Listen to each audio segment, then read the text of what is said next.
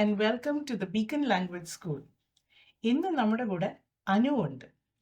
അനുയുടെ അടുത്ത് കുറച്ച് വിശേഷങ്ങൾ ചോദിക്കാം. Hi, hi, welcome to the Beacon language school. Thank you. Anu എന്താണ് ചെയ്യുന്നത്? ഞാൻ ജർമ്മനിയിൽ നഴ്സായിട്ട് വർക്ക് ചെയ്യാണ്. ലൈക്ക് ഇപ്പോൾ 3 years ആവുന്നു വർക്ക് ചെയ്യാൻ അവിടെ സ്റ്റാർട്ട് ചെയ്തിട്ട്. ഓ വാവ്. അന്നേരം ജർമ്മൻ പഠിച്ചിട്ടാണോ അങ്ങോട്ട് പോയത്? ഓഫ് കോഴ്സ് ഞാൻ അവിടെ നമ്മൾ പോകണമെങ്കിൽ നമുക്ക് ബേസിക് ആയിട്ട് വേണ്ടത് ലാംഗ്വേജ് ആണ്. ലാംഗ്വേജ് മാത്രം മതി. സോ അപ്പം ലാംഗ്വേജ് ഞാൻ B2 വരെ കംപ്ലീറ്റ് ചെയ്തിട്ടാണ് ഞാൻ പോയത്. ഞങ്ങളുടെ സമയത്ത് ഞാൻ പോയ സമയത്ത് B2 വരെ പോകുക പറയുന്നത് മസ്റ്റ് ആയിട്ട് ചെയ്യേണ്ടതായിരുന്നു. പക്ഷെ ഇപ്പം റൂൾസ് കുറച്ച് ചേഞ്ച് ചെയ്തിട്ടുണ്ട്. ലൈക്ക് B1 ആണെങ്കിലും നമുക്ക് B1 കഴിഞ്ഞിട്ട് പോകാനായിട്ടുള്ള ഓപ്ഷൻസ് ഉണ്ട്. പക്ഷെ നമ്മൾ അവിടെ ചെന്നിട്ടാണെങ്കിലും B2 കംപ്ലീറ്റ് ചെയ്യണം എന്നുള്ള ഒരു ചെറിയൊരു ഓപ്ഷൻ ഉണ്ട്. അപ്പം why is it so important that German തന്നെ വേണമെന്ന്? കാരണം ജർമ്മനി അവരുടെ രാജ്യമാണ്. സോ നമ്മൾ അവരുടെ കൾച്ചർ അഡാപ്റ്റ് ചെയ്യാൻ റെഡി ആയിട്ട് പോകുമ്പോൾ അതിന്റെ ബേസിക് എന്ന് പറയുന്നത് തന്നെ അവരുടെ ലാംഗ്വേജ് പഠിക്കുക എന്നുള്ളതാണ്. സോ ലാംഗ്വേജ് ഫസ്റ്റ് മാത്രമാണ് അവർക്ക് ബേസിക് ആയിട്ട് വേണ്ട ഒരു കാര്യം. സോ ലാംഗ്വേജ് പഠിച്ചു കഴിഞ്ഞാൽ നമ്മൾ പിന്നീട് അവരുടെ കൾച്ചറും മറ്റു കാര്യങ്ങളും അഡാപ്റ്റ് ചെയ്യുമെന്നുള്ള ഒരു രീതിയാണ് അവർക്കുള്ളത്. So language is A must and also അതൊരു ബേസിക് ആണ്. So don't Germans speak English? തീർച്ചയായിട്ടും ജർമ്മൻസ് ഇംഗ്ലീഷ് സംസാരിക്കും. പക്ഷെ അവരുടെ മാതൃഭാഷയാണ് അവർ കൂടുതലും സംസാരിക്കുന്നത്. പിന്നെ അത് നമ്മുടെ കോമൺ ലൈഫിലായിരിക്കും ചിലപ്പോൾ അവർ കൂടുതലും കുറച്ചൊക്കെ ഇംഗ്ലീഷൊക്കെ സംസാരിക്കുക എന്നൊക്കെ ഉള്ള ഇത് വരിക. പക്ഷെ ജർമ്മൻസ് നമ്മൾ സംസാരിച്ചാൽ ഒരു ജനറേഷന് പുറകു തൊട്ടുള്ളവര് അവർ ജർമ്മൻ മാത്രമേ സംസാരിക്കുകയുള്ളൂ. പക്ഷെ ഇപ്പോൾ ഉള്ള ന്യൂ ജനറേഷൻസ് ആയിട്ടുള്ളവർക്കൊക്കെ കൂടുതൽ, കാരണം ഇംഗ്ലീഷ് ഇന്റർനാഷണൽ ലാംഗ്വേജ് ആയതുകൊണ്ട് അവരത് സംസാരിക്കുന്നു എന്നുള്ളതേ ഉള്ളൂ. പക്ഷേ ഒരു ബേസിക് ജർമ്മന്റെ ബേസിക് ലൈഫിന് വേണ്ടിയിട്ടുള്ള കാര്യം എന്ന് പറയുന്നത് ലാംഗ്വേജ് തന്നെയാണ്. പിന്നെ പ്രൊഫഷണലിയും നമുക്ക് ജർമ്മൻ മാത്രമേ സംസാരിക്കാൻ പറ്റുള്ളൂ. കാരണം നമ്മുടെ നാട്ടിൽ വന്നിട്ട് ഇപ്പൊ മലയാളം സംസാരിക്കും നമ്മുടെ കൊളീഗ്സിന് ഒരു ഗ്രൂപ്പ്, അവിടേക്ക് വന്നിട്ട് മറ്റൊരു ഭാഷ സംസാരിക്കുന്നവർ വന്നാൽ അതൊരു കോപ്പ് ചെയ്യാനായിട്ടുള്ള നമ്മുടെ ഒരു ജോലിയുടെ അറ്റ്മോസ്ഫിയർ എന്ന് പറയുന്നത് എൻ്റയർലി ഡിഫറെന്റ് ആകും. അതുപോലെ തന്നെയാണ് അവിടെയും ഉള്ളത്, നമ്മൾ ഭാഷ സംസാരിക്കുക എന്നുള്ളത്. പിന്നെ മെഡിക്കൽ കമ്മ്യൂണിക്കേഷനും എല്ലാം ഭാഷ തന്നെയാണ്. കാരണം എല്ലാ ടീമും ഒരു ഡിപ്പാർട്ട്മെന്റൽ ടീം എന്ന് പറയുന്നത് അവരെല്ലാവരും ആ ഭാഷ തന്നെ സംസാരിക്കുന്നവരാണ്. ഭാഷ അവിടെ എല്ലാവരും ജർമ്മൻ തന്നെയാണ്. ഞാൻ കേട്ടിട്ടില്ല ഇതുവരെയായിട്ടും അങ്ങനെ മറ്റൊരു ഭാഷ അവിടെ സംസാരിക്കുന്നതായിട്ട്. ചിലപ്പോൾ 1-2 കോളീഗ്സ് അങ്ങോട്ടും ഇങ്ങോട്ടും സംസാരിച്ചാലേ, പക്ഷെ എന്നാലും പ്രൊഫഷണലിസം അവർ മെയിൻറ്റെയിൻ ചെയ്യുന്നത് ഈ ഒരു ലാംഗ്വേജ് തന്നെയാണ്. അപ്പൊ ഈ ജർമ്മൻ പഠിച്ചിട്ട് വേറെ ഏതൊക്കെ കൺട്രീസിൽ വർക്ക് ചെയ്യാം? നമ്മള് ജർമ്മൻ സ്പീക്കിംഗ് കൺട്രീസ് എന്ന് പറയുന്നത് മെയിൻലി 3 രാജ്യങ്ങളാണുള്ളത്. ഓസ്ട്രിയയും ഡോയ്ച്ച്ലാൻഡും അതുപോലെ തന്നെ ഷ്വൈസ്. ഈ 3 രാജ്യങ്ങളാണ് ശരിക്കും പറഞ്ഞാൽ നമ്മുടെ ജർമ്മൻ സംസാരിക്കുന്നത്. പക്ഷെ ഈ രാജ്യങ്ങളിലെല്ലാം മറ്റ് ഭാഷകളും സംസാരിക്കും. അതായത് ഓസ്ട്രിയയിലും ഷ്വൈസിലും മറ്റ് പല ഭാഷകളും സംസാരിക്കും. ഷ്വൈസിൽ ഏകദേശം ഒരു 7 ഭാഷകളോടെ തന്നെ കോമൺ ലാംഗ്വേജ് ആയിട്ട് അവർ കൺസിഡർ ചെയ്യുന്നുണ്ട്. ഓസ്ട്രിയയിലും അതേ അവസ്ഥ തന്നെയാണ്. പക്ഷെ ജർമ്മനിയിൽ മാത്രമാണ് ജർമ്മൻ എന്ന ഭാഷയ്ക്ക് കൂടുതലും മുൻഗണനയുള്ളത്. മറ്റു രാജ്യങ്ങളിലും ഇല്ല എന്നല്ല, ഉണ്ട്. നമ്മൾ കേട്ടിട്ടുള്ളത് യൂഷ്വലി ഒരു ബേസിക് ജർമ്മൻ പഠിച്ചു കഴിഞ്ഞാൽ നമുക്ക് ജർമ്മനിയിൽ വർക്ക് ചെയ്യാം എന്നാണ്. Is that true for all professions, അതോ ഓരോ പ്രൊഫഷൻ അതേതായ റിക്വയർമെന്റ്സ് ഉണ്ടോ? തീർച്ചയായിട്ടും ഉണ്ട്. ഇറ്റ് ഡിപ്പെൻസ് ആണ്. കാരണം നമ്മുടെ പ്രൊഫഷൻ ഏതാണോ ആ പ്രൊഫഷനെ ബേസ് ചെയ്തിട്ടാണ് ലാംഗ്വേജിന്റെ ലെവൽ. പക്ഷെ ഒരിക്കലും ഒരു ബേസിക് ലെവൽ കൊണ്ട് ഒരു ഫിർമയിലോ ഒരു കമ്പനിയിൽ വർക്ക് ചെയ്യാം എന്നുള്ളത്, ഇംഗ്ലീഷ് സ്പീക്കിംഗ് കമ്പനി ആണെങ്കിൽ തീർച്ചയായിട്ടും വർക്ക് ചെയ്യാം. അതല്ലാതെ ഒരു ജർമ്മൻ കമ്പനിയിൽ വർക്ക് ചെയ്യുക എന്ന് പറയുന്നത് ഇറ്റ്സ് ഡിഫിക്കൽട്ട്. അവരത് അക്സെപ്റ്റ് ചെയ്യുമെന്ന് എനിക്ക് തോന്നുന്നില്ല.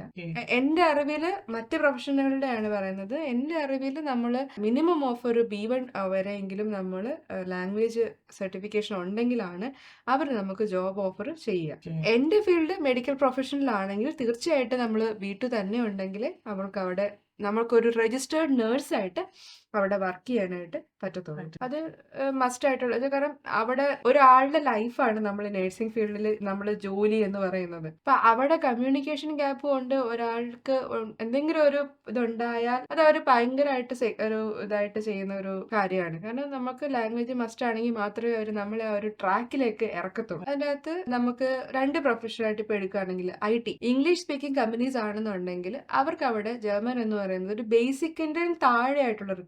പക്ഷെ മെഡിക്കൽ പ്രൊഫഷൻസ് ഇപ്പം നഴ്സിംഗ് ആണെങ്കിൽ, അതുപോലെ തന്നെ നഴ്സിംഗ് പഠിക്കാൻ വരുന്ന കുട്ടികൾക്ക്, അങ്ങനെയുള്ള കാര്യങ്ങൾക്കെല്ലാം അവർക്ക് ജർമ്മൻ ലാംഗ്വേജ് മസ്റ്റ് ആണ്. അത് B2 തന്നെയാണ് അവർക്ക് മസ്റ്റ്. ഇപ്പൊ നാട്ടില് B1 വരെ ചെയ്യുന്നു എന്ന് പറയുന്നത് ഓക്കെ, അവിടെ വന്നിട്ട് B2 ചെയ്യണം. പക്ഷെ ലാംഗ്വേജ് ഇല്ല എന്ന് പറയുന്നത് അതൊരു ഫേക്ക് ആയിട്ടുള്ള ഒരു ഇൻഫർമേഷൻ ആണ്. ലാംഗ്വേജ് മസ്റ്റ് ആണ്. നമുക്ക് ഇപ്പൊ ലാംഗ്വേജ് അറിയാത്ത ഒരാളാണെങ്കിൽ ആ ആളിന് ഇന്റർവ്യൂ അറ്റൻഡ് ചെയ്യാൻ പറ്റുമോ? ഒരു ജോബ് ഇന്റർവ്യൂവിന് അറ്റൻഡ് ചെയ്യാൻ പറ്റുമോ? ഒരിക്കലും ഇല്ല. കാരണം അവർ ചോദിക്കുന്ന ക്വസ്റ്റ്യൻസ് എല്ലാം ജർമ്മനിലാണ് ചോദിക്കുന്നത്. ഈവൻ ഇഫ് ഞാൻ ഇന്റർവ്യൂ അറ്റൻഡ് ചെയ്തപ്പോഴും എനിക്കറിയാവുന്ന എല്ലാവരും ഇന്റർവ്യൂ അറ്റൻഡ് ചെയ്തപ്പോഴും അവർ ജർമ്മനിലാണ്. പക്ഷെ അവരത് ഒരുപാട് ടഫായിട്ട് അല്ലായിരിക്കും ചോദിക്കുക എന്നുള്ളതേ ഉള്ളൂ. പക്ഷെ അവർ തീർച്ചയായിട്ടും അവർ ജർമ്മനിലാണ് ചോദിക്കുന്നത്. നമ്മൾ ഇംഗ്ലീഷ് പറയാൻ ശ്രമിക്കുകയാണെങ്കിൽ പോലും അവർ അതിനെ പ്രൊമോട്ട് ചെയ്യാറില്ല. ശരിക്കും പറഞ്ഞാൽ പ്രൊമോട്ട് ചെയ്യുന്ന ഇത് ഞാൻ കണ്ടിട്ടില്ല.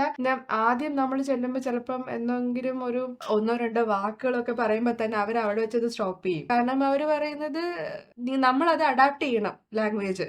സോ അല്ലാതെ നമ്മളിപ്പോ ഒരു 1-2 വാക്ക്, ആ 1-2 വാക്ക് പിന്നെ അത് 3-4 സെന്റൻസ് ആവുന്ന അവർക്ക് അറിയാം. അത് അവർ ബേസിക്കലി തന്നെ അവർ സ്റ്റോപ്പ് ചെയ്യും. എന്റെ ഫ്ലീഗഡീറ്റ്സ്ലൈറ്റും എന്റെ നേഴ്സിംഗ് സൂപ്രണ്ട് പുള്ളിക്കാരി ഒരിക്കലും പ്രൊമോട്ട് ചെയ്തത്. കാരണം നമ്മൾ ബേസിക്കലി ഞങ്ങളൊക്കെ ആദ്യം അവിടെ ചെന്നവരാ. അപ്പൊ അവിടെ ചെന്ന് കഴിഞ്ഞാൽ നമ്മൾ എന്തെങ്കിലും പറയുമ്പോഴത്തേക്കും ബിറ്റനായും അത് അവരുടെ തപ്പ തന്നെ പറയും, പ്ലീസ് നോ എന്നുള്ള രീതിയിൽ. കാരണം നമ്മൾ അത് അഡാപ്റ്റ് ചെയ്യണം. അതിപ്പോ എത്ര ഒരു ടഫ് സിറ്റുവേഷൻ ആണെങ്കിലും ദേ വോണ്ട് പ്രൊമോട്ട് ദാറ്റ്.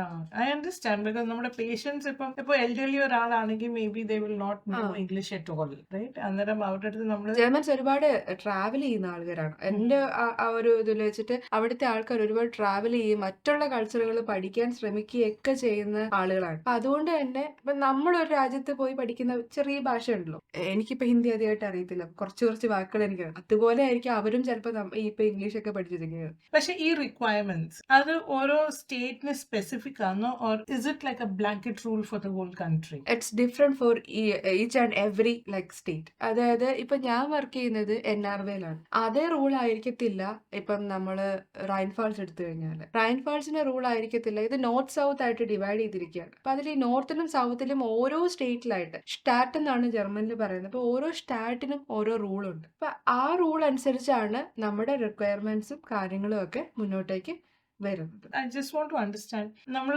എന്തൊക്കെ എക്സാംസ് ആണ് ക്ലിയർ ചെയ്യേണ്ടത് before we even put in ആ papers or apply for a job in Germany? Basically നമ്മുടെ ജർമ്മൻ ലാംഗ്വേജ് തന്നെയാണ്. രണ്ടാമത്തേതെന്ന് പറഞ്ഞാൽ നമ്മുടെ എല്ലാ സർട്ടിഫിക്കറ്റ്സും നമ്മൾ അറ്റസ്റ്റ് ചെയ്യുക എന്നുള്ളത് ഒരു ബേസിക് ആയിട്ടുള്ള ഒരു നീഡാണ്. എന്താ പറയുക, അത് മസ്റ്റ് ആയിട്ട് ചെയ്യണം.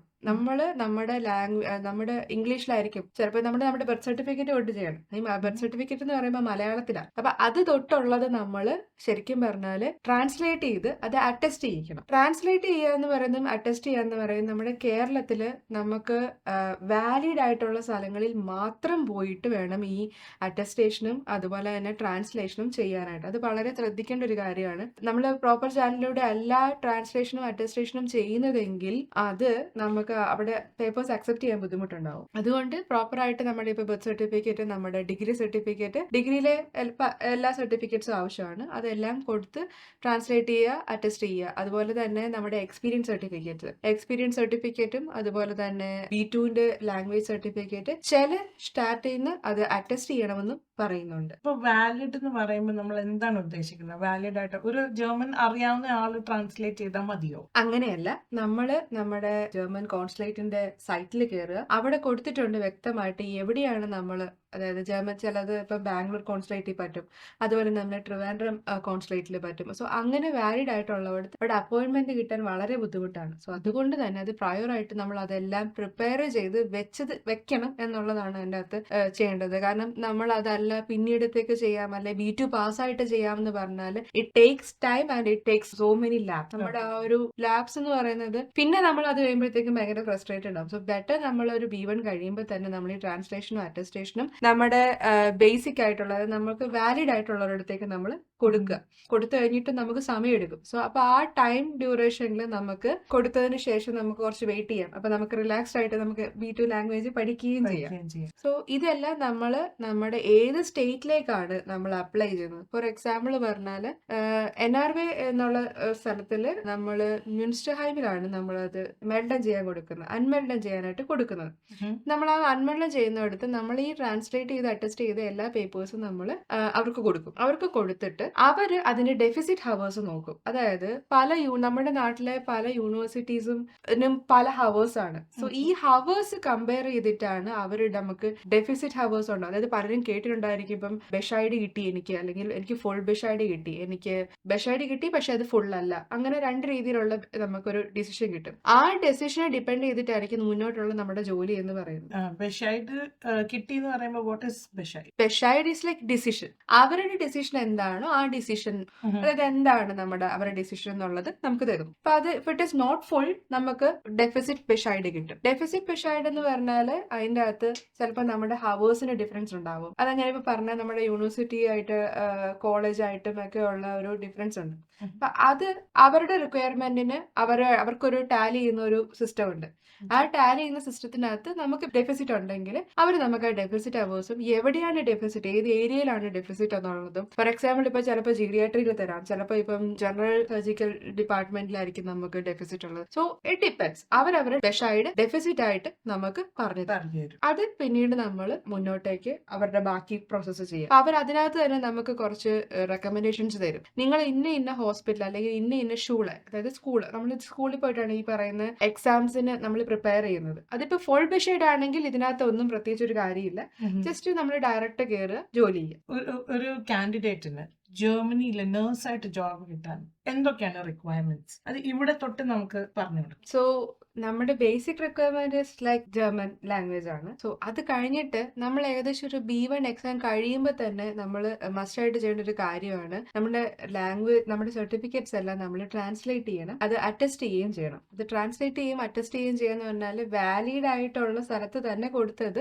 ട്രാൻസ്ലേറ്റ് ചെയ്യുകയും അത് അറ്റസ്റ്റ് ചെയ്യുകയും നമ്മൾ ചെയ്യണം. എന്നാൽ മാത്രമേ അത് വാലിഡ് ആയിട്ട് നമുക്ക് പ്രോസസ് ചെയ്യാൻ പറ്റത്തുള്ളൂ. സോ ഫർദർ ആയിട്ടുള്ളത് ഏത് സ്റ്റാറ്റിലേക്കാണോ നമ്മൾ മെൽഡൻ ചെയ്യുന്നത്, ആ മെൽഡൻ ചെയ്യുന്ന സ്ഥലത്തേക്ക് നമ്മൾ ഈ ട്രാൻസ്ലേറ്റ് ചെയ്ത് അറ്റസ്റ്റ് ചെയ്ത സർട്ടിഫിക്കറ്റ്സ് നമ്മൾ അങ്ങോട്ട് അയച്ചു കൊടുക്കുക. ബട്ട് എപ്പോഴും ഓർക്കണം, ഒരു കാരണവശാലും അവർ ചോദിച്ചാൽ മാത്രമേ നമ്മൾ ഒറിജിനൽസ് കൊടുക്കാവുള്ളൂ, അല്ലാത്ത പക്ഷം നമ്മൾ എപ്പോഴും കോപ്പീസ് ആണ് കൊടുക്കേണ്ടത്.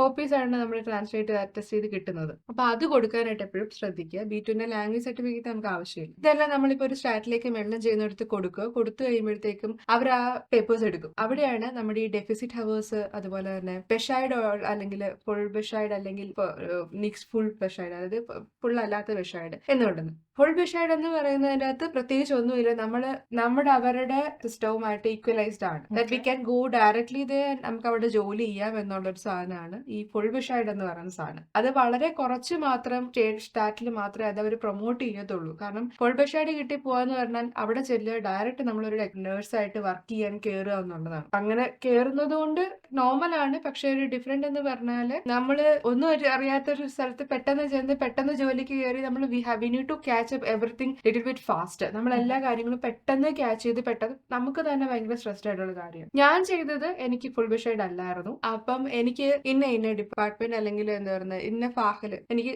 ഡെഫിസിറ്റ് അവേഴ്സ് ഉണ്ടായിരുന്നു. എന്റെ ഡെഫിസിറ്റ് അവേഴ്സ് ഉള്ള ഏരിയാസിൽ ഞാൻ ഷൂളയിൽ അറ്റൻഡ് ചെയ്യണമായിരുന്നു. അപ്പൊ നമ്മുടെ ഷൂള് അത് ജനറൽ ആയിട്ട് നമുക്കൊന്ന് ഷൂള് അറ്റൻഡ് ചെയ്യണം, നമ്മുടെ ബേസിക് ആയിട്ടുള്ള മെഡിക്കൽ ടേംസ് മറ്റു കാര്യങ്ങളൊക്കെ. അപ്പൊ അതും എല്ലാം പഠിച്ച് നമ്മുടെ ഡെഫിസിറ്റ് അവേഴ്സ് എത്രയാണോ ആ ഹവേഴ്സ് അനുസരിച്ച് നമ്മൾ നമ്മുടെ ഹൗസ് ബിൽഡിംഗ് നമ്മൾ കംപ്ലീറ്റ് ചെയ്യണം. ഈ ഹൗസ് ബിൽഡിംഗ് കംപ്ലീറ്റ് ചെയ്യുന്ന പറയുമ്പോൾ നമ്മൾ ഈ ബെഷൈഡ് കിട്ടുമ്പോൾ തന്നെ നമ്മുടെ ബെഷൈഡിനകത്ത് വ്യക്തമായിട്ട് എഴുതിയിട്ടുണ്ടായിരിക്കും നമ്മൾ അനർക്കെന്നും ചെയ്യണോ അതോ കെന്നിസി പ്രൂഫും ചെയ്യണമോ എന്നുള്ളത്. It depends. നമ്മുടെ സ്റ്റാറ്റിന്റെ റൂൾ അല്ലെങ്കിൽ നമ്മുടെ ഹോസ്പിറ്റൽ റൂൾ അനുസരിച്ചിരിക്കും ഏത് രീതിയിലുള്ള എക്സാം നമ്മൾ ചൂസ് ചെയ്യണം എന്നുള്ളത്. ഞാനിപ്പോ അനർക്കെന്നും ആണ് ചെയ്തത്. അപ്പൊ അതിനകത്ത് എനിക്ക് 6 months ഡെഫിസിറ്റ് ഉണ്ടായിരുന്നു. പക്ഷെ ഞാൻ അതിൽ കുറച്ചുകൂടെ കൂടുതൽ ചെയ്തു. കാരണം അത് ചെയ്തത് കൊണ്ട് തെറ്റില്ല. കാരണം ലാംഗ്വേജ് പഠിക്കാനും നമ്മൾ വിചാരിക്കുന്നത് അത്ര ഈസി അല്ല. അവർ പറയുന്നത് മനസ്സിലാക്കി എടുക്കാൻ തന്നെയാണെങ്കിൽ നമുക്ക് കുറച്ച് സമയം എടുക്കും. സോ ഈ ടൈമിംഗ് ഒക്കെ നമുക്ക് കോപ്പി ചെയ്ത് എടുക്കാനായിട്ട് 6 months എന്ന് പറയുന്നത് ഇറ്റ് വിൽ ബി ബെറ്റർ. എന്റെ സജഷൻ അല്ലെങ്കിൽ എന്റെ മൈൻഡും ഒരു അഭിപ്രായം പറഞ്ഞതാണ്. ലൈക്ക് ആ ടൈം എടുക്കുക. അത് കഴിഞ്ഞിട്ട് നമ്മൾ ഈ പറഞ്ഞ ബെഷൈഡിനനുസരിച്ചുള്ള ഷൂള് ഏതാണോ അനർക്കെന്നും അല്ലെങ്കിൽ കെന്നിസി പ്രൂഫും നമ്മൾ കംപ്ലീറ്റ് ചെയ്യും. ബാക്കി ഫർദർ ആയിട്ട് നമ്മൾ ഇതിന്റെ ഷൂളെ നമുക്ക് പേപ്പേഴ്സ് കിട്ടും. അതിനുശേഷം നമ്മൾ ഊർക്കുണ്ടയ്ക്ക് അപ്ലൈ ചെയ്യും. ഊർക്കുണ്ട കിട്ടിയതിന് ശേഷമാണ് നമ്മളൊരു രജിസ്റ്റേർഡ് നഴ്സായിട്ട് ഒരു നോർമൽ താരിഫിലുള്ള ഒരു സ്റ്റാഫ് നഴ്സായിട്ട് നമ്മൾ വർക്ക് ചെയ്ത് തുടങ്ങുന്നത്. ഇഫ് വി ഹാവ് ഹൗസ് ബിൽഡും എന്നുള്ള ഓപ്ഷൻ ഉണ്ടെങ്കിൽ നമ്മൾ അതായിരിക്കും ചെയ്യുന്നത്. ഫുൾ ബെഷൈഡ് കിട്ടുന്നവർക്ക് പ്രത്യേകിച്ചായിട്ടൊന്നുമില്ല, അവര് ബാക്കി മുന്നോട്ട് പോകാന്നുള്ളത്. പക്ഷെ ഇപ്പോൾ എന്റെ അറിവില് ഫുൾ ബെഷൈഡ് വളരെ കുറവാണ് കിട്ടുന്നത്. Totally depends upon staff. ഇപ്പൊ ഫുൾ ബെഷൈഡ് അല്ലാത്ത ഒരാളാണ്, അവർക്ക് ഈ ഡെഫിസിറ്റ് അവേഴ്സ് ഉണ്ട്.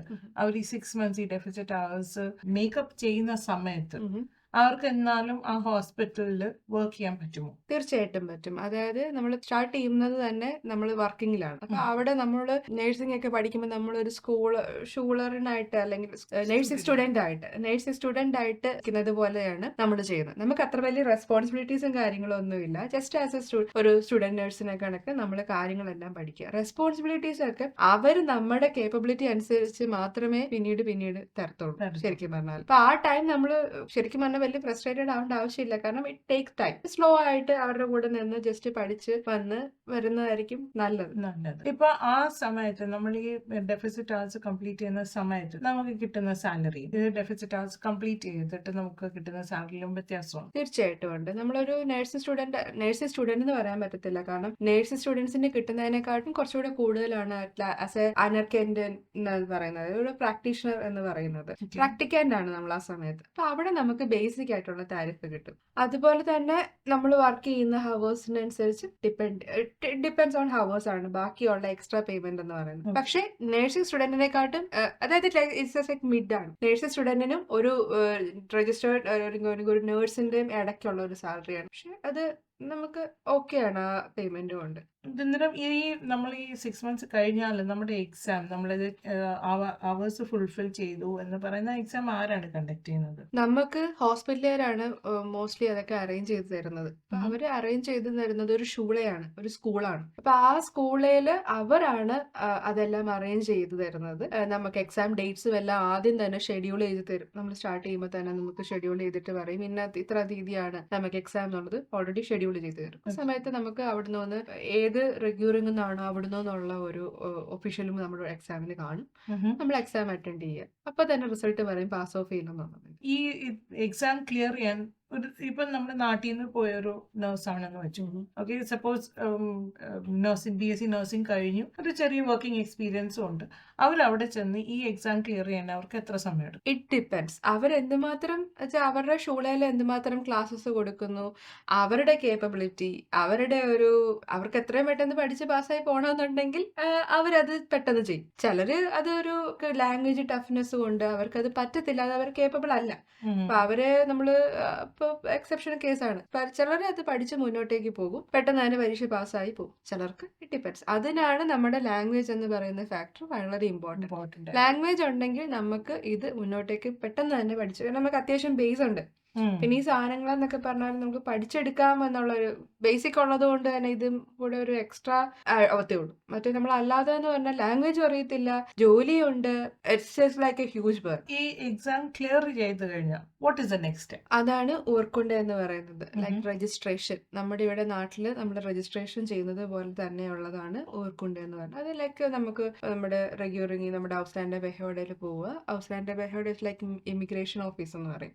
നമ്മൾ അവിടെയാണ് നമ്മുടെ വിസ എല്ലാം പുതുക്കുക, അങ്ങനെ കാര്യങ്ങൾ. അപ്പൊ നമ്മൾ ഇങ്ങനെയുള്ള കാര്യങ്ങളും അവർ തന്നെയാണ് ചെയ്തു തരുന്നത്. അപ്പൊ അവിടെ പോയിട്ട് അവര് നമുക്ക് കുറച്ച് ചെറിയൊരു ലാംഗ്വേജ് ടെസ്റ്റ് അവിടെയും നടത്തും. അവിടെയും നമ്മളോട് ബേസിക് ആയിട്ട് കുറച്ച് കാര്യങ്ങൾ ചോദിക്കുകയും ഒക്കെ ചെയ്യും. നമ്മുടെ ലാംഗ്വേജ് അവർ വീണ്ടും അസസ് ചെയ്യും. അതിനുശേഷമായിരിക്കും അപ്പൊ തന്നെ ഡയറക്റ്റ് ആയിട്ട് നമുക്ക് ഓർക്കൊണ്ട് കയ്യിൽ തരികയാണ് ചെയ്യുന്നത്. ജസ്റ്റ് ഒരു സർട്ടിഫിക്കേഷനാണ് അത് തരിക എന്നുള്ളതാണ്. അതിനുശേഷം മാത്രമേ നമുക്ക് നമ്മുടെ ഒരു ലൈഫ് അവിടെ സെറ്റിൽ ചെയ്യാം എന്നുള്ളത് ശരിക്കും പറഞ്ഞാൽ സ്റ്റാർട്ട് ചെയ്യാൻ പറ്റുള്ളൂ. കാരണം അപ്പം മുതലേ അതുവരെ നമുക്കൊരു 3 months വിസയും മറ്റു കാര്യങ്ങളും ഒക്കെ ആയിരിക്കും. അതിനുശേഷമാണ് നമുക്കൊരു ഇച്ചിരി പെർമനന്റ് ആയിട്ടുള്ള ഒരു വിസയും ലൈക്ക് നോട്ട് ലൈക്ക് 3 years. അവരൊരു കുറച്ച് കൂടുതൽ നാളത്തേക്ക് നമുക്ക് വിസ അടിച്ച് തരികയൊക്കെ ചെയ്യും. അതുകൊണ്ട് ഓർക്കൊണ്ട ഒരു ഇമ്പോർട്ടന്റ് ഫാക്ടർ ആണ്. അതുവരെ ഒരു സ്ട്രഗ്ലിംഗ് അല്ല, ഇറ്റ്സ് നോട്ട് ലൈക്ക് ഹാർഡ്. കുഴപ്പമില്ല, നമുക്കത് അഡ്ജസ്റ്റ് ചെയ്യാം എന്നുള്ള രീതിയിൽ നമ്മൾ ആ ഓർക്കൊണ്ട് കിട്ടി കഴിയുമ്പോൾ നമ്മളൊരു ഇപ്പൊ ഇച്ചിരി ഞാൻ സ്റ്റേബിൾ ആയി എന്നുള്ളൊരു ഇത് വരും. അപ്പൊ എനിക്കറിയാം അനു ഇവിടുന്ന് പോയപ്പം കുറെ സ്ട്രഗിൾ ചെയ്ത് കുറെ പ്രോബബ്ലി റോങ് ഇൻഫർമേഷൻ അനുവിനും കിട്ടിയിട്ടുണ്ട്.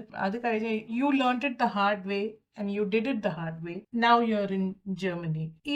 What was your struggle? Can you talk a little bit about your struggle when you were here? ഞാൻ കുറച്ച് നാൾക്ക് മുമ്പെയാണ് പോയത്. ഇപ്പൊ ഈ കറണ്ട് സിറ്റുവേഷനും 2-3 വർഷങ്ങൾക്ക് മുമ്പേ എന്ന് പറയുന്നത് ഡിഫറൻസ്. എനിക്കുള്ള റോങ് ഇൻഫർമേഷൻ എനിക്ക് ഒരു ഇൻഫർമേഷൻ ഇല്ലായിരുന്നു സത്യം പറഞ്ഞാല്. അവിടെ പോയവരാരും അങ്ങനെ ഇത് പറഞ്ഞ് ഞാൻ കേട്ടിട്ടില്ല. എനിക്ക് ഫ്രണ്ട്സ് ഉണ്ട്, പക്ഷെ അവരൊന്നും അധികം അങ്ങനെ പറഞ്ഞ് ഞാൻ കേട്ടിട്ടില്ല. കാരണം എന്താണ് പ്രോപ്പർ ചാനൽ എന്നുള്ളത് എനിക്ക് അറിയത്തില്ല. ഇതിപ്പോ ഞാൻ പോയതും പ്രോപ്പർ ചാനലാണെന്ന് എനിക്കിപ്പോഴും അറിയത്തില്ല. നമ്മൾ പോകുമ്പം ഞാൻ ചെയ്ത ഒരു വലിയൊരു ഇതെന്ന് പറഞ്ഞാൽ ഞാൻ ഈ B2 ഒക്കെ കഴിഞ്ഞിട്ടാണ് ശരിക്കും പറഞ്ഞാൽ ഞാൻ ഈ ട്രാൻസ്ലേഷനും അറ്റസ്റ്റേഷനും ഒക്കെ കൊടുക്കുന്നത് തന്നെ. അപ്പൊ അതിന്റെ ഒരു ലാഗ് എന്റെ ലൈഫിൽ ഒരുപാട് അത് ചെയ്തിട്ടുണ്ട്. കാരണം ഭയങ്കര ലാഗ്, എല്ലായിടത്തും ലാഗായിരുന്നു എനിക്ക് പറ്റിയത്. കാരണം അതൊരു ഇൻഫർമേഷന്റെ കുറവുണ്ട്. കാരണം എനിക്കിപ്പോൾ ആരെങ്കിലും പറഞ്ഞു തരാണ് B1 കഴിയുമ്പോൾ, കാരണം B2 എന്ന് പറയുന്നത് B2 1ഉം B2 2ഉം ഉണ്ട്. അപ്പൊ ഈ ഒരു പഠിക്കാൻ B1 ആകുമ്പോഴേ നമ്മൾ എന്തെങ്കിലും ഒന്ന് തീരുമാനിച്ച് അത് കൊടുത്ത് ട്രാൻസ്ലേറ്റ് ചെയ്ത് അറ്റസ്റ്റ് ചെയ്ത് കിട്ടിയിരുന്നെങ്കിൽ കുറച്ചുകൂടെ നമുക്ക് നേരത്തെ. പിന്നെ അതുപോലെ തന്നെ നമ്മൾ അങ്ങോട്ടേക്ക് പോകുമ്പോൾ ഈ അനർക്കനിങ് എന്താണ്, കെന്നിസെ പ്രൂഫിങ് എന്താണ്, അപ്പൊ ആ ഒരു സമയത്ത് കെന്നിസെ ഭയങ്കര പാടാണ്, അത് എഴുതിയ പാസ്സാവില്ല, അങ്ങനെയൊക്കെ കുറെ ജസ്റ്റ് ഒന്നോ രണ്ടോ പേരുടെ ഇൻഫർമേഷൻ ആയിരിക്കാം, പക്ഷെ അത് ചിലപ്പോൾ അത് തെറ്റായിരുന്നു. എനിക്ക് തോന്നിയ ഒരു കാര്യം, അവിടെ പോയി നമുക്ക് കുറച്ച് നാൾ പഠിക്കാൻ കിട്ടുന്ന സമയം വളരെ യൂസ്ഫുൾ ആണ്. കാരണം നമുക്കതെല്ലാം അഡാപ്റ്റ് ചെയ്യാനുള്ള ഒരു ടൈം നമുക്ക് കിട്ടും. അതുകൊണ്ട് എല്ലാവർക്കും ഓരോ അഭിപ്രായങ്ങളായിരിക്കാം, പക്ഷെ എന്റെ അഭിപ്രായത്തിൽ അത് നല്ലതായിട്ട് എനിക്ക് തോന്നിയിട്ടുള്ളൂ. കാരണം അവിടെ ചെന്ന് ഇവരുടെ കൾച്ചറെല്ലാം അഡാപ്റ്റ് ചെയ്യാനും നമുക്കൊരു ഷെയിമുണ്ട്. നമ്മൾ ഇവിടുന്ന് കേരളത്തിൽ നിന്ന് പോകുന്ന ഒരാൾക്ക് അവിടെ ചെല്ലുമ്പോൾ എല്ലാ കാര്യങ്ങളും അഡാപ്റ്റ് ചെയ്യാൻ, ഈവൻ ഫുഡ് വരെ ആണെങ്കിലും പിന്നെ അവർ പറയുന്നത് മനസ്സിലാക്കാനും. പക്ഷെ അവിടുത്തെ ആളുകൾ ഒരുപാട് ഹെൽപ്ഫുൾ ആണ്. അവർ ആദ്യമൊക്കെ വരുമ്പോൾ എൻ്റെ ഫസ്റ്റ് 6 മന്ത്സിനിടയ്ക്ക് ഡോക്ടേഴ്സ് ആണെങ്കിലും പതുക്കെ നിർത്തി പറഞ്ഞു തരും. നമുക്ക് മനസ്സിലാവാത്ത കാര്യങ്ങൾ നമുക്ക് മനസ്സിലാവുന്ന പോലെ പറഞ്ഞു തരും. പലപ്പോഴും സൈൻ ലാംഗ്വേജ് വരെ യൂസ് ചെയ്തിട്ടുണ്ട്. കാരണം ഡിയലക്ട് ഇപ്പൊ നമ്മള് ഒരു സ്ഥലത്തെ ഇതല്ല, പ്രൊണൗൺസിയേഷൻ അല്ല മറ്റൊരു സ്ഥലത്തുള്ളത്, അതിന് വ്യത്യാസം വരെ നമ്മുടെ ഈ ജർമ്മൻ ഭാഷയിലുണ്ട്, ഡയലക്ട്സ് ഉണ്ട്. അപ്പൊ അത് ഡിഫറെന്റ് ആണ്. അപ്പൊ അതുകൊണ്ട് അതുമെല്ലാം നമ്മൾ കോപ്പി ചെയ്യണം. അത് ഒരു ഫാക്ടറായിട്ട് എനിക്ക് തോന്നിയിട്ടുണ്ട്. അന്നേരം ഈ 6 മാസം നമ്മൾ ഡെഫിസിറ്റ് ആസ് കംപ്ലീറ്റ് ചെയ്യുന്ന സമയത്ത് നമുക്കിത് അപ്പം അതൊക്കെ എനിക്കൊരു ഇതായിട്ട് തോന്നി. കാരണം നമുക്ക് ഓരോരുത്തർക്കും ഓരോ എക്സ്പീരിയൻസ് അവിടെ ചെല്ലുമ്പോൾ ഉള്ളത്. അപ്പൊ അതൊക്കെ എനിക്കൊരു ഇത് പാടായിരുന്നു.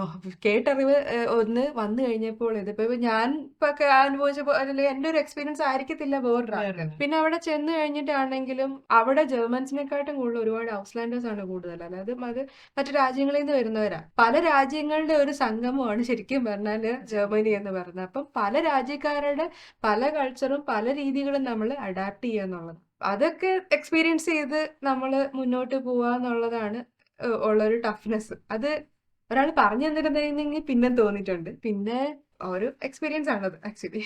എനിക്ക് ഒരുപാട് ടഫ് എക്സ്പീരിയൻസ് ഉണ്ടായിരുന്നു. കാരണം എല്ലാവരും അങ്ങനെ ഒരു ഇൻഫർമേഷൻസ് ഒന്നും പറഞ്ഞു തന്നിട്ടില്ല എന്നൊക്കെ ഉള്ളത്. ജോലിയുടെ കാര്യത്തിലാണെങ്കിൽ ആദ്യം ചെന്ന് നമ്മൾ കോൺട്രാക്ട് മറ്റ് ഫെട്രാഗ് എന്ന് പറയും, അങ്ങനെ ഫെട്രാഗും ഡീൻസ്റ്റിന്റെ കാര്യങ്ങളും എല്ലാം നമ്മൾ മനസ്സിലാക്കണം. ശരിയാണ്, നമ്മളൊരു ഹ്യൂമൻ ബീങ് എന്നുള്ള രീതിയിൽ നമുക്ക് അറിയത്തില്ല എല്ലാ കാര്യങ്ങളും. അത് നമുക്ക് ഒരാളെ കാണിച്ച് ചോദിക്കുന്നതുകൊണ്ട് ഒരു നാണക്കേട് വേണ്ട, തെറ്റില്ല, നാണക്കേട് വേണ്ട എന്നുള്ളതാണ് എനിക്ക് തോന്നിയിട്ടുള്ളത്. നമുക്ക് ആദ്യം ചെല്ലുമ്പോൾ ഒന്നും അറിയത്തില്ല. എനിക്കത് ഒരു അബദ്ധം പറ്റിയിട്ടോ, എനിക്ക് ഒരുപാട് തന്ന സാധനം എന്താന്ന് പോലും എനിക്കറിയത്തില്ല.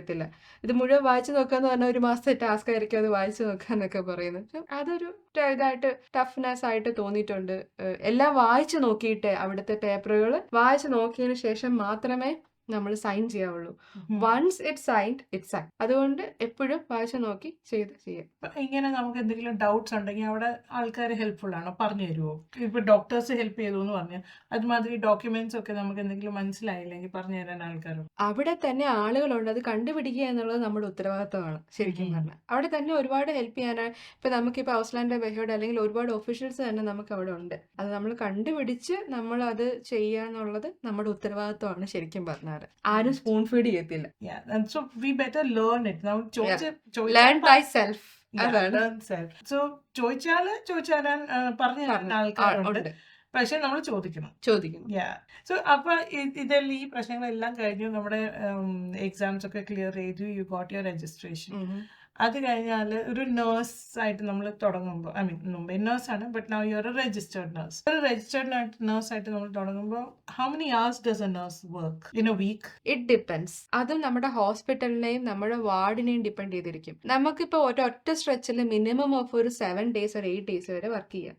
ഏറ്റവും മാക്സിമം 12 ഡേയ്സ്. അത് ഇപ്പൊ നമുക്ക് വീക്കെൻഡിൽ വർക്ക് ചെയ്യാന്നൊക്കെ പറഞ്ഞാൽ ഓപ്ഷൻസ് ആണ്. ഇപ്പൊ പറയുകയാണെങ്കിൽ എനിക്ക് ഈ വീക്കെൻഡിൽ എനിക്ക് ഓൾട്ടർനേറ്റ് വീക്കെൻഡ്സിൽ മതി. സോ അവർ അതുപോലെ നമ്മുടെ ഡീൻസ് പ്ലാന് നമുക്ക് പ്ലാൻ ചെയ്തു തരും. അതുപോലെ തന്നെ എനിക്ക് വീക്കെൻഡിൽ വർക്ക് ചെയ്യാൻ താല്പര്യമില്ല, ഐ എം നോട്ട് ഇൻട്രസ്റ്റഡ് എന്ന് പറഞ്ഞാൽ അതും അവരത് അഡ്ജസ്റ്റ് ചെയ്ത് തരും. പക്ഷെ നമ്മൾ എത്രത്തോളം ജോലി ചെയ്യുന്നു അത്രത്തോളം പേയ്മെന്റ്. നമുക്ക് അവിടെ ഒരു പെർസെന്റേജിൽ വർക്ക് ചെയ്യാൻ പറ്റും. ലൈക്ക് 100% വർക്ക് ചെയ്യാൻ പറ്റും, 75% വർക്ക് ചെയ്യാൻ പറ്റും, 50% വർക്ക് ചെയ്യാൻ പറ്റും, 25% നമുക്ക് വർക്ക് ചെയ്യാൻ പറ്റും. സോ ഇതെല്ലാം ഡിപ്പെൻസ് ആണ്. നമ്മളിപ്പോ ആദ്യം ഹൗസ് ബിൽഡിംഗ് ചെയ്യുമ്പോൾ നമുക്ക് ഒരിക്കലും ലെസ് ദാൻ 100% നമുക്ക് ചെയ്യാൻ പറ്റത്തില്ല. അപ്പം നമ്മൾ അത് ഡിപ്പെൻഡ് ചെയ്തിരിക്കും.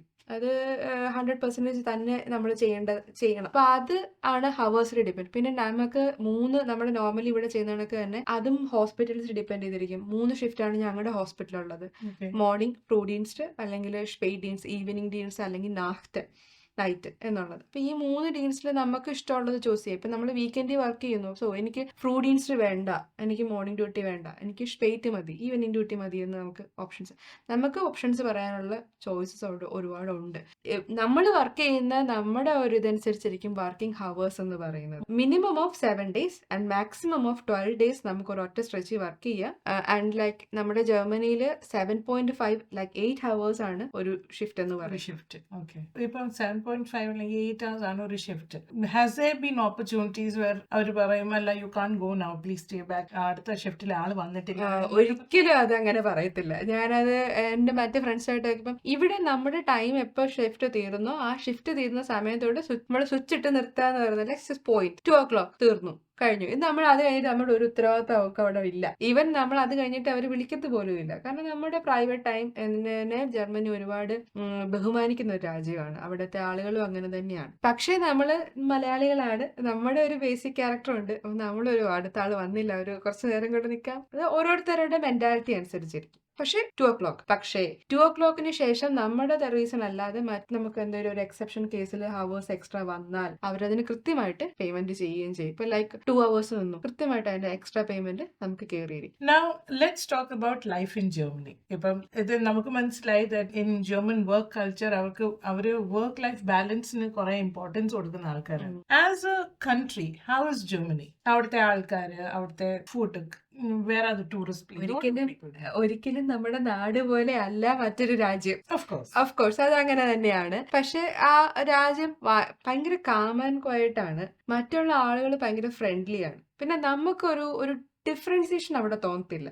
കാരണം പല രാജ്യക്കാരും അവിടെ വരുന്നുണ്ട്, താമസിക്കുന്നുണ്ട്. അപ്പൊ അതുകൊണ്ട് തന്നെ ഒരു ഡിഫറൻസിയേഷനോ മറ്റു കാര്യങ്ങളോ ഒന്നുമില്ല. ബേസിക്കലി അവരുടെ കൾച്ചർ നമ്മൾ അഡാപ്റ്റ് ചെയ്ത് അവരോടൊപ്പം ആ ഒരു ഒഴുക്കിന് ചേർന്ന് പോയാൽ ബെസ്റ്റ് പ്ലേസ് ഞാൻ എപ്പോഴും പറയും. കാരണം ഭയങ്കര കാമാണ്. എനിക്കത് ഭയങ്കര ഇഷ്ടമുള്ള ഒരു കാര്യം ആയതുകൊണ്ട് തന്നെ ഭയങ്കര കാം ആൻഡ് ക്വയറ്റ് ആണ്. It's like they are respecting, മറ്റുള്ളവരെ റെസ്പെക്ട് ചെയ്യുന്ന ഒരു കൾച്ചർ അവർക്കുണ്ട്.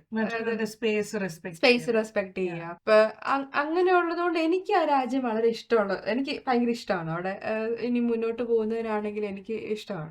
പിന്നെ നമ്മുടെ എക്സ്പെൻസ് എന്ന് പറയുന്നതും നമ്മളിപ്പോ ഒരു രാജ്യത്ത് ചെല്ലുമ്പോൾ നമ്മൾ ജീവിക്കുന്ന രീതി പലതരത്തിലുണ്ട്.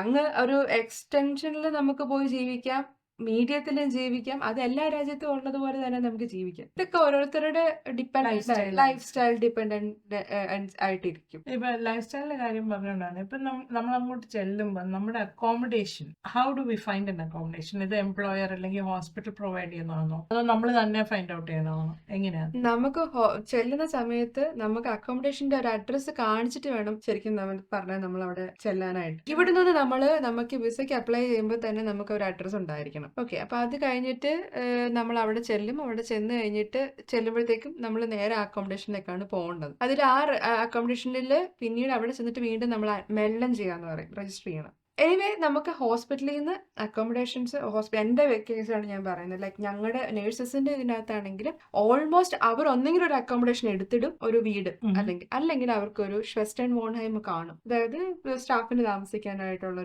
ഒരു വോൺഹൈം, ഒരു ഹോസ്റ്റൽ പോലെ, അല്ലെങ്കിൽ ഒരു ചെറിയ സ്റ്റുഡിയോ അപ്പാർട്ട്മെന്റ് പോലെ എന്തെങ്കിലുമൊക്കെ അവിടെ കാണും. അക്കോമഡേഷൻ ഇല്ലാതെ നമുക്ക് പോകാൻ പറ്റത്തില്ല. പക്ഷെ അതൊരു ടൈം പീരീഡ് കഴിയുമ്പോൾ നമ്മളത് മാറി കൊടുക്കണം. പിന്നീട് പുതിയ വരുന്ന ആൾക്കാർക്കൊക്കെ ആയിട്ട് പിന്നെ ആ 6-7 months നമ്മൾ വേറൊരു വീട് കണ്ടുപിടിച്ച് മാറണം. പക്ഷെ ചെല്ലുന്ന സമയം തൊട്ട് നമുക്ക് കുറച്ച് നാൾ അവിടെ നിൽക്കാൻ പറ്റും. നിൽക്കാൻ പറ്റും. കുറെ നാള് ഏറെ നാള് നിൽക്കാൻ പറ്റും. ചില ഹോസ്പിറ്റൽസ് നമുക്ക് പേയ്മെന്റ് കൊടുത്ത ആവശ്യമില്ല. ചില ഹോസ്പിറ്റൽസ് അത് അവർക്ക് ചെറിയൊരു എമൗണ്ട് നമുക്ക് അതിന്റെ റെന്റ് ആയിട്ട് പിടിക്കും. ചില ഹോസ്പിറ്റലിൽ ഒന്നും പിടിക്കാറില്ല. ഞങ്ങളുടെ ഹോസ്പിറ്റലിൽ ഞങ്ങൾക്ക് കുറച്ച് നാളത്തേക്ക് തന്നെ ഫ്രീ ആയിരുന്നു അക്കോമഡേഷൻ. അപ്പൊ ഒരു നഴ്സിന് അവരുടെ ഫാമിലി അവിടെ കൊണ്ടുവരും. What is the best time to take the family? ഇപ്പൊ സ്പൗസ് ആൻഡ് ചിൽഡ്രൻ ആണെങ്കിൽ നമ്മുടെ ഈ രജിസ്ട്രേഷൻ അല്ലെങ്കിൽ ഉവർക്കുണ്ട് എന്ന് പറയുന്നത് കിട്ടിയതിന് ശേഷമാണ് ശരിക്കും പറഞ്ഞാൽ നമുക്ക് ഫാമിലി കൊണ്ടുവരാനായിട്ട് ഉള്ളത്. അപ്പൊ അതിനകത്ത് ബേസിക് ഒരു നീഡ് എന്ന് പറഞ്ഞാൽ നമുക്കൊരു വീട്.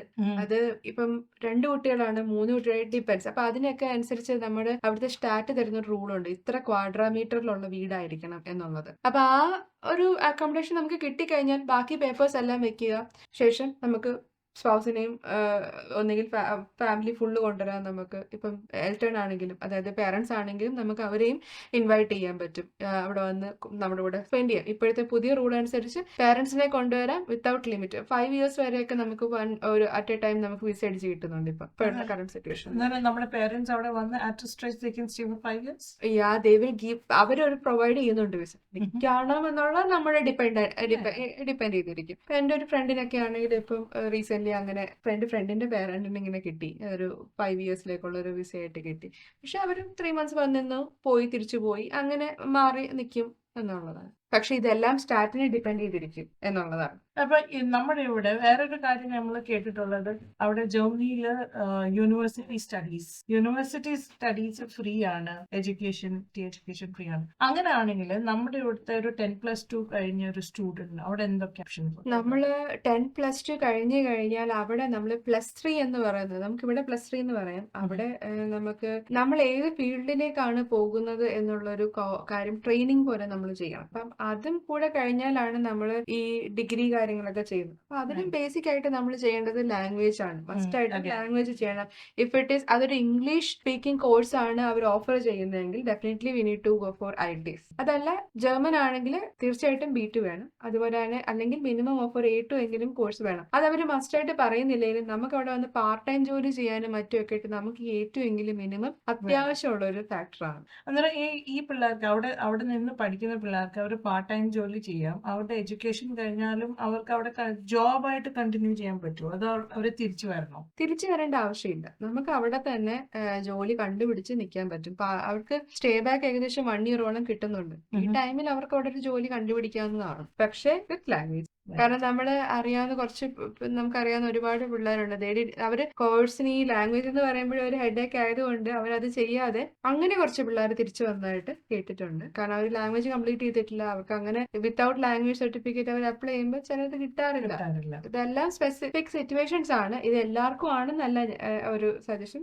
ചിലർക്ക് അങ്ങനെയുണ്ട്, ലാംഗ്വേജ് ഇല്ലാത്തത് കൊണ്ട് തിരിച്ചു വന്നു. ചിലർ ഇംഗ്ലീഷ് സ്പീക്കിംഗ് കമ്പനീസിൽ കയറിയിട്ടുണ്ട്. പക്ഷെ ഇതെല്ലാം മറ്റ് നോൺ മെഡിക്കൽ പ്രൊഫഷൻസിന്റെ കേസാണ് പറഞ്ഞത്. പക്ഷെ ഡെഫിനറ്റ്ലി മെഡിക്കൽ പ്രൊഫഷൻസിന് ഈ ലാംഗ്വേജ് എന്ന് പറയുന്നത് മസ്റ്റ് ആണ്. അതില്ലാതെ ഞാൻ എവിടെയും കേട്ടിട്ടില്ല.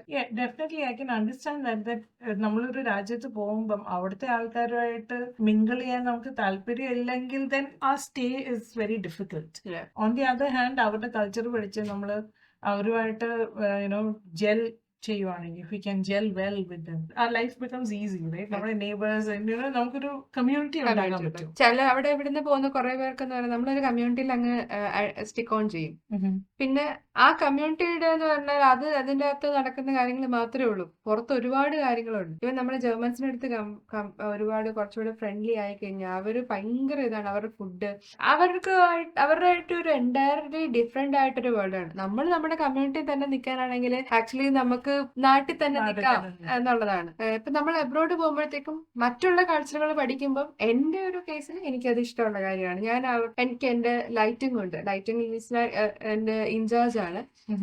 എന്റെ ഇൻചാർജിന്റെ ഫാമിലി ജർമ്മനിയാണ്. അപ്പൊ ജർമ്മൻ ഫാമിലിയാണ്. ഞാൻ അവരുടെ അടുത്ത് പോകാറുണ്ട്. അവര് തരുന്ന ഫുഡെല്ലാം ഞാൻ ട്രൈ ചെയ്യാറുണ്ട്. ചിലതൊക്കെ പറ്റും, ചിലത് പറ്റത്തില്ല. പക്ഷെ ഞാനത് എൻജോയ് ചെയ്യുന്നുണ്ട്. കാരണം ഞാൻ എന്റെ ഒരു കമ്മ്യൂണിറ്റി മാത്രമായിട്ടല്ല നിൽക്കുന്നത്. ഞാൻ അതിൽ നിന്നും കുറച്ച് പുറത്തോട്ട് പോകാറുണ്ട്. അതെല്ലാം ഡിപ്പെൻഡ്സ് ഓൺ നമ്മുടെ ഓരോരുത്തരുടെ ആളുകളുടെ അനുസരിച്ച്. അവിടെ നമുക്ക് ഇത്രയും നാൾ നമ്മൾ അവിടെ ചെന്നു, അവരുടെ കൺട്രിയിൽ വർക്ക് ചെയ്തു, അവിടുത്തെ സിറ്റിസൺഷിപ്പ് പ്രോസസ് എങ്ങനെയാണ്? എത്ര സമയം എടുക്കും നമുക്കത് അപ്ലൈ ചെയ്യാൻ വേണ്ടി തന്നെ? ടില്ല ഇപ്പൊ വരെ പറഞ്ഞ ഇൻഫർമേഷനകത്ത് ഊർക്കുണ്ട വരെ പറഞ്ഞല്ലോ. ആ ഊർക്കുണ്ടയ്ക്ക് ശേഷമുള്ളത് ഞാൻ പറയാം. ഊർക്കുണ്ട കിട്ടി കഴിഞ്ഞ് കഴിയുമ്പോൾ തന്നെ നമുക്ക് അവര് ഏകദേശം നമുക്കൊരു 3 years 4 years മിനിമം ഓഫ് നമുക്ക് വിസ അടിച്ചു തരും. അതിനുശേഷം അവര് നമുക്കൊരു എക്സാം എഴുതണം എന്നുള്ളതുകൊണ്ട് ലേബർ ഇൻ ഡോച്ച്ലാൻഡ് എന്ന് പറഞ്ഞ എക്സാം ഉണ്ട്. അത് പക്ഷെ B2 കംപ്ലീറ്റ് ചെയ്തവർക്ക് മാത്രമേ ആ എക്സാം എഴുതാൻ പറ്റത്തുള്ളൂ. പിന്നെ ഓരോ സ്റ്റാറ്റിനെ ഡിപ്പെൻഡ് ചെയ്തിരിക്കും. ഇപ്പൊ സ്റ്റാറ്റ് പറയുകയാണ് അല്ലെങ്കിൽ ഒന്നോടെ ഒരു ചെറിയൊരു ഫോർക്കോഴ്സോടെ ഒരു കോഴ്സ് ചെയ്യണം, അതിനുശേഷം ഞാൻ ചെയ്യാൻ പറ്റുള്ളൂ എന്ന് പറഞ്ഞാൽ നമ്മുടെ ഫോർക്കോഴ്സോടെ പോയിട്ട് അതിനൊരു ക്ലാസ് ഉണ്ട്, അത് അറ്റൻഡ് ചെയ്തതിനു ശേഷം നിങ്ങൾ എക്സാം എഴുതാം. അത് ഡിപ്പെൻഡ് ആണ്. പക്ഷെ ഒരു വിസ പെർമനന്റ് ആവണം എന്നുണ്ടെങ്കിൽ തീർച്ചയായിട്ടും നമുക്ക് B2 വേണം. പിന്നെ ഇപ്പോഴത്തെ റൂൾ അനുസരിച്ച് 5 years 6 years ഒക്കെ ആകുമ്പോഴത്തേക്ക് നമുക്ക് PR-ന് വേണ്ടിയിട്ട് അപ്ലൈ ചെയ്യാനായിട്ട് പറ്റും. പിന്നെ ഇതിനോട് ഇടയ്ക്ക് എക്സാം എഴുതണം എന്നുള്ളതേ ഉള്ളൂ. ഈ 5 years 6 years ആഫ്റ്റർ ഓർക്കുണ്ടേ ഓർ നമ്മൾ ആഫ്റ്റർ ഓർക്കുണ്ടേ? ഓക്കെ. അപ്പം നമ്മള് ഇപ്പൊ അഗൈൻ ദ നെക്സ്റ്റ് സ്റ്റെപ്പ് നമ്മുടെ ഇവിടുന്ന് പോയ ആൾക്കാർ അവിടെ വർക്ക് ചെയ്തു, റൈറ്റ്, ആൻഡ് അവിടെ റിട്ടയർ ആയി അവിടെ സെറ്റിൽ ആകാൻ ആഗ്രഹിക്കുന്ന ആൾക്കാരാണെങ്കിൽ വാട്ട് ആർ ദ ബെനിഫിറ്റ്സ്? സിറ്റിസൺഷിപ്പിന് കിട്ടുന്ന ബെനിഫിറ്റ്സ് ലൈക്ക് ഒരു ഡിഫറൻസും ഇല്ല. കാരണം അവിടെ ഒരു ഇക്വാലിറ്റി ആണ് അവിടെ ഉള്ളത്. നമ്മളിപ്പോ നമുക്ക് എന്തൊക്കെ കിട്ടുന്നോ അതൊക്കെ തന്നെ അവിടുത്തെ പിള്ളേർക്ക് കിട്ടുന്നു. ഇപ്പൊ നമ്മുടെ പിള്ളേർക്ക് എന്തൊക്കെ കിട്ടുന്നോ അതൊക്കെ തന്നെ അവിടുത്തെ പിള്ളേർക്ക് കിട്ടുക. അല്ലെങ്കിൽ തിരിച്ചു പറയാം, അവരുടെ പിള്ളേർക്ക് എന്തൊക്കെ കിട്ടുന്നോ അത് തന്നെയാണ് നമ്മുടെ പിള്ളേർക്കും കിട്ടുന്നത്. So there is no difference actually. അവിടെ സിറ്റിസൺഷിപ്പ് ആവുന്നതിന് പ്രത്യേകിച്ച് നമുക്ക് ഒരു ബെനിഫിറ്റ്സും കാര്യങ്ങളും ഒന്നും ഇല്ല. നമുക്ക് കുറച്ച് സെറ്റിൽ ആവണം, ഭയങ്കരമായിട്ട് എക്സ്റ്റെൻഡ് ആയിട്ട് സെറ്റിൽ ആവണം എന്നുണ്ടെങ്കിലൊക്കെ നമുക്ക് എടുക്കാം. അത് ഓപ്ഷനിലാണ്. അനു ഇത്രയും കാര്യങ്ങളൊക്കെ പറഞ്ഞു തന്നു. So thanks a lot. പക്ഷെ ഒരു ക്വസ്റ്റ്യനോടെ ബാക്കിയുണ്ട്. നമ്മുടെ ഐ എം ഷുവർ ഇത് കേൾക്കുന്ന എല്ലാ മലയാളികളുടെ മൈൻഡിലും ഈ ക്വസ്റ്റ്യൻ കാണും. നമ്മുടെ നാട്ടില് കിട്ടുന്ന പോലെ പിടയ്ക്കുന്ന മത്തി ഇവിടെ കിട്ടുമോ? മത്തി കിട്ടുമോ എന്ന് ചോദിച്ചാൽ ഇടയ്ക്കൊക്കെ കിട്ടും. അവിടെ ആൽഡി എന്ന് പറഞ്ഞൊരു ഷോപ്പുണ്ട്, അവിടെ ഇടയ്ക്ക് കിട്ടാറുണ്ട്. പക്ഷെ പിടയ്ക്കുന്നതല്ല എന്നുള്ളതൊരു ഡിഫറൻസ് ആണ്. കാരണം അത് മറ്റു രാജ്യങ്ങളിൽ നിന്ന് വരുന്നതായിരിക്കും. ഇപ്പൊ ഹാംബുർഗ് ആണ് നമുക്ക് ജർമ്മനിയിലുള്ള ഒരു സീസൈഡ് ഷോർ എന്ന് പറയുന്നത്. സോ അവിടെ നിന്നൊക്കെ വരുന്ന മെയിൻ ആയിരിക്കും. പക്ഷെ മീൻ കിട്ടും, ഫ്രഷ് അത് കിട്ടും. ചില സമയത്ത് ഓപ്ഷനിലാവും. പക്ഷെ അതെല്ലാം സമ്മർ സീസണിൽ കുറച്ച് കുറവാണ്. പിന്നെ വിന്റർ സീസൺ ആകുമ്പോഴത്തേക്കും കുറച്ച് കിട്ടും. It depends. പക്ഷെ മീൻ നമ്മുടെ നാട്ടിലെ പോലെ കിട്ടത്തില്ല. ആ ഒരു ഇതിൽ വരും. അന്നേരം അവിടെ ഇന്ത്യൻ ഷോപ്സ് ഉണ്ടോ? ഇഷ്ടം പോലെ ഉണ്ട്. നമുക്ക് ഓരോ സ്റ്റാറ്റിലും മിക്കവാറും തന്നെ എല്ലായിടത്തും കാണും. അതുപോലെ തന്നെ ഇപ്പം വേറെ ഓൺലൈൻ ഷോപ്സ് ഒക്കെ ഇഷ്ടം പോലെ ഉണ്ട്. സോ അതുകൊണ്ട് നമ്മൾ അങ്ങനെ ഭയങ്കരമായിട്ട് നാട് മിസ് ചെയ്യത്തൊന്നുമില്ല. നമുക്ക് അവിടെയുള്ള നമ്മുടെ കമ്മ്യൂണിറ്റീസും അതുപോലെ തന്നെ നമ്മുടെ ഈ ഷോപ്സും ഒക്കെ ഉള്ളതുകൊണ്ട് ഏത് രീതിയിലും നമുക്ക് എക്സ്പോഷർ ഉണ്ട്. ഈവൻ ജർമ്മനി ആണെന്നുണ്ടെങ്കിൽ ജർമ്മനിയുടെ സൈഡിലേക്ക് പോവാം. നമ്മുടെ നാട്ടിലെ ഇതാണെന്നുണ്ടെങ്കിൽ നമുക്ക് നാട്ടിലെ ഇതിന് ഒരു വൈബ് പിടിച്ച് പോകാൻ പറ്റും. Anu, thank you so much ഇത്രയും കാര്യങ്ങൾ പറഞ്ഞു തന്നതിന്. And all the best for your return journey. Thank you. ഇതേപോലെ ഇനിയും ഇൻട്രസ്റ്റിംഗ് ഇൻഫർമേഷനുമായിട്ട് ഞങ്ങൾ വീണ്ടും വരും. നിങ്ങൾക്ക് എന്തെങ്കിലും അറിയാൻ താല്പര്യമുണ്ടെങ്കിൽ ഞങ്ങളുടെ കമന്റ് സെക്ഷനിൽ എഴുതുക. See you soon.